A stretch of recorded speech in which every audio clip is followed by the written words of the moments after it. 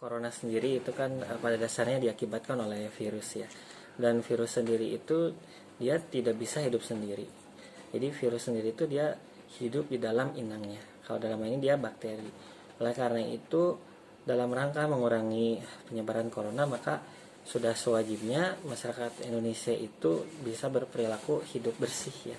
Karena itu misalnya seperti disampaikan oleh WHO ya, ketika memang proses penularan corona itu terjadi ketika ada kontak cairan dengan tangan dan setelahnya kita memegang muka ya, wajah. Oleh karena itu disarankan untuk siapapun maka kita harus menghindari upaya untuk melakukan kontak dengan yang lainnya. Pada dasarnya demikian, dan kita harus pahami juga karena ini merupakan virus ya. Pada dasarnya virus itu bisa membelah diri dengan sangat cepat. Oleh karena itu upaya yang telah dilakukan oleh pemerintah dalam rangka mengurangi pergerakan massa itu salah satu upaya yang memang harus dilakukan, sehingga memang orang-orang atau kota yang terdampak virus ini tidak akan berpindah ke tempat lain yang memang belum terdampak oleh virus corona ini. Seperti itu. Ya, secara pandangan fisika itu kita bisa lihat. Jadi kita lihat ada namanya itu gerak distribusi RMS ya, root mean square. Jadi gerak rata-rata harian orang di suatu kota. Nah, ketika pemerintah itu melakukan upaya meliburkan sekolah, kemudian juga menutup tempat-tempat keramaian, itu maka secara langsung itu telah melakukan treatment dalam rangka mengurangi pergerakan massa secara global. Nah, itu adalah salah satu langkah di samping langkah individu yang dilakukan oleh setiap orang. Manakala dia merasa ada gejala, maka segeralah hubungi pihak-pihak yang berwenang. Kemudian juga manakala masih sehat, disarankan untuk tetap menjaga berperilaku hidup sehat. Seperti itu. Oke, kalau lihat bagaimana Rasulullah SAW itu menyampaikan, maka kita siapapun yang dia ada di dalam kota yang terjangkit virus dia tidak boleh keluar, dan manakala yang ada di luar juga dia tidak boleh masuk, bagaimana kasus kusta yang telah disampaikan oleh beliau. Nah, pada dasarnya karena ini merupakan kasus yang terjadi secara random dan itu juga berperilaku kepada virus ya, yang dia membelah. Jika tidak ada perlakuan maka percepatan ini bakal berkelipatan 2 setidaknya. Misalnya gini, sehari 1, kemudian 2, 4, 8, kemudian 16, 32, 64 dan seterusnya.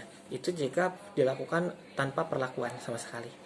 Nah, jika pemerintah itu melakukan perlakuan, maka secara bertahap pengali ini bakal berkurang gitu. Setidaknya akan dikurangi sesuai dengan anjuran yang telah dilakukan oleh aturan yang dilakukan oleh pemerintah melalui berbagai instansi yang terkait. Nah, selain itu juga masyarakat itu juga harus memang peduli gitu ya terhadap yang lain. Memang kasus ini juga ada beberapa kondisi di mana orang itu ada kategori ODP ya, PDP sampai positif ya, positif terjangkit corona seperti itu. Nah, oleh karena itu juga kultur yang terjadi di masyarakat ketika memang ada masyarakat yang diduga sebagai ODP, maka dia harus sadar diri untuk melakukan sterilisasi, kemudian dia mengurung diri.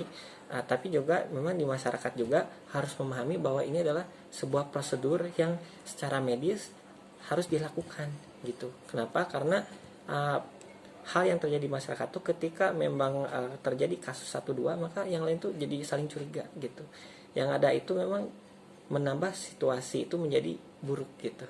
Jadi kita itu istilahnya ada virus yang berikutnya, virus hoax gitu. Nah, virus hoax ini memang bisa menjadi membuat masyarakat tuh lebih stres.